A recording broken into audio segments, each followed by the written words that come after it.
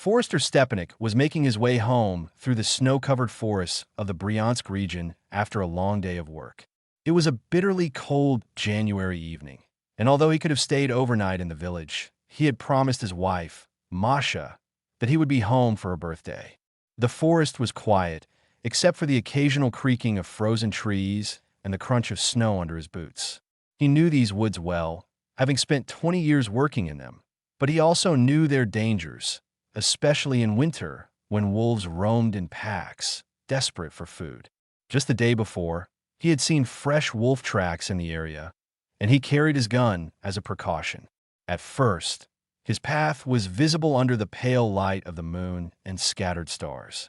The open sky provided some comfort, but as he moved deeper into the forest, clouds rolled in, casting everything into darkness. Suddenly, a pair of glowing eyes appeared in the distance. Stepanych stopped, his breath freezing in the air. More eyes flickered on either side of him, and then behind him, a pack of wolves had surrounded him. He knew they were calculating, waiting for the right moment to strike. His heart pounded as he gripped his rifle tighter. Shooting one wolf might startle them, but it wouldn't be enough to keep the entire pack at bay. He decided to keep moving forward cautiously, hoping to intimidate the wolves by not showing fear. They moved with him, their silent presence making his skin crawl. Stepanych knew wolves rarely attacked humans unless desperate, but hunger could drive even the most cautious animals to take risks. He considered his options.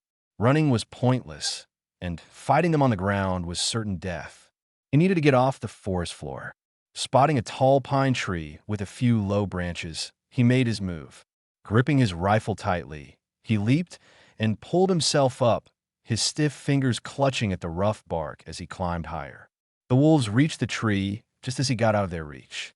A massive male, likely the pack leader, circled the trunk, sniffing the snow where Stepanych had stood moments ago.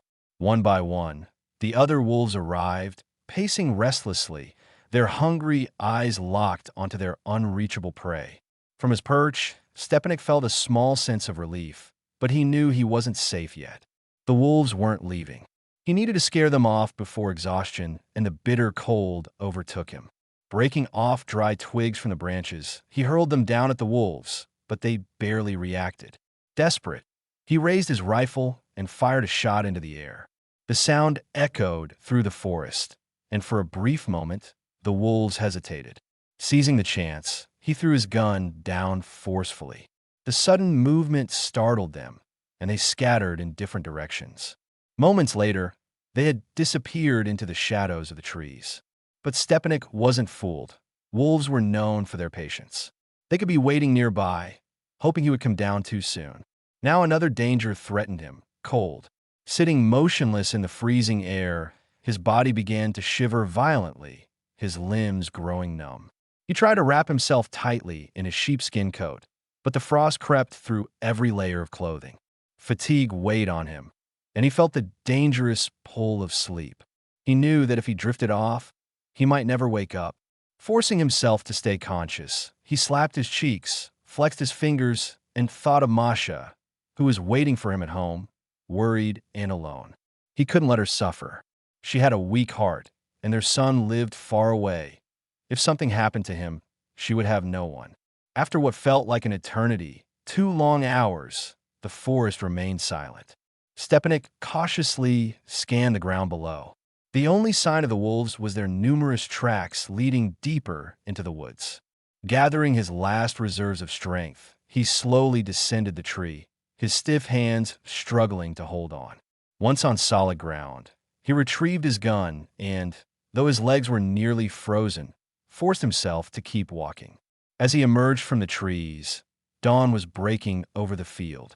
The village lay ahead, still asleep, its rooftops covered in snow. No dogs barked, no smoke rose from chimneys. Only one window glowed with light. It was his home. His beloved Masha was still waiting for him, her warmth and love stronger than any fear or cold.